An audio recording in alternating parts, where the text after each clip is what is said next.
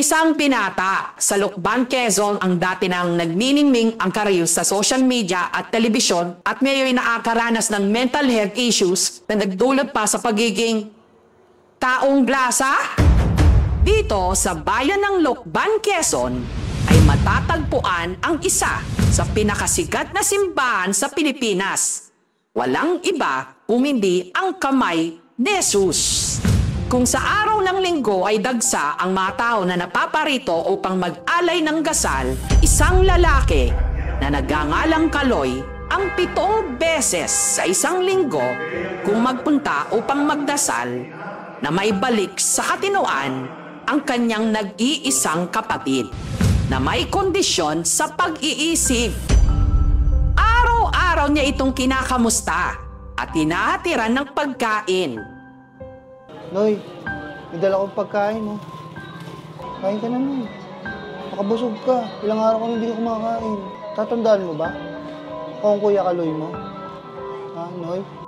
Ayon kay Kaloy, ay ilang beses na itong inuwi sa kanyang bahay, ngunit mas pinipili pa rin itong bumalik sa lansangan. Ayon naman sa mga tao sa paligid ng simbahan, di umano, tahimik lamang ito at hindi nakakaperwisyo sa kapwa. Lagi po ko siya nakikita dyan. Minsan po, dyan na po siya natutulog. Dyan na rin po kumakain. Mabait naman siya. Hindi naman siya nananakit. Taong 2014, nang mapasama si Nonoy bilang finalist sa isang segment ng Noontime Show, hanggang sa nakilala rin siya sa mundo ng social media bilang isang motovlogger. Si Nonoy, maganda ang buhay niyan. May magandang trabaho, may sariling sasakyan, may sariling bahay. Tapos ang nangyari, nalulung sa masamang bisyo.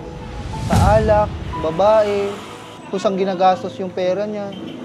Nang dahil sa bisyo, nagkalubog-lubog siya sa utang, napariwara siya, hanggang sa nawala na lahat-lahat. Nang dahil sa bisyo, ang ilang taong ipinundar ay sunod-sunod na nawala na parang bulak. Kalaunan, unti-unti nang nagbabago ang kilos ni Nonoy at nauwi sa pagiging taong grasa.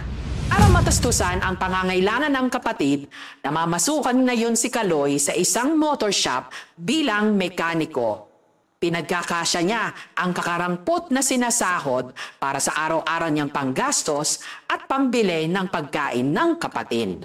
Aniya, tila ba pasan-pasan niya ang buong mundo sa kalagayan nila ngayon ni Nonoy. Mula Maynila ay lumipad ang aming team upang tuluyan ng tuldukan ang pag-aalala ng kanyang kapatid na si Kaloy. Mapayapa naman itong sumama upang maipatinin sa doktor at mabigyan ng sapat na atensyong medikal.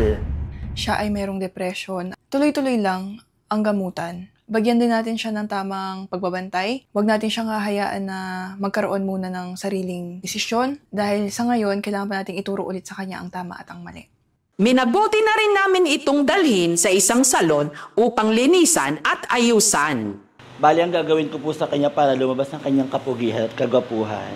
Gugupitan ko po siya ng maayos at papaliguan po natin siya para lalo siyang bumango at gumwapo. Habang sa kabilang banda naman, ay matyaganang nag-aantay si Kaloy sa muling pagkikita nila ni Nonoy at wala siyang kamalay-malay sa malaking pagbabagong pisigal ng kapatid.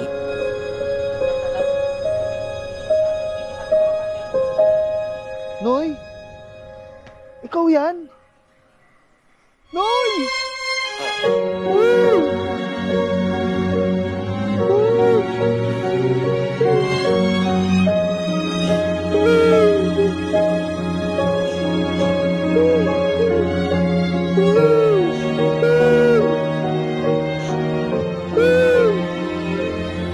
Nagpaabot na rin ng kaunting tulang pinansyal ang aming programa upang pandagdag na panggastos sa gamutan ni Nonoy. Ang pagmamahal ng isang kapatid ay singtibay ng metal at may tulad sa paggamit ng Kobe the Rust, na sa hinaba-haba man ng panahon ay kailanman ay hinding-hindi mangangalawang.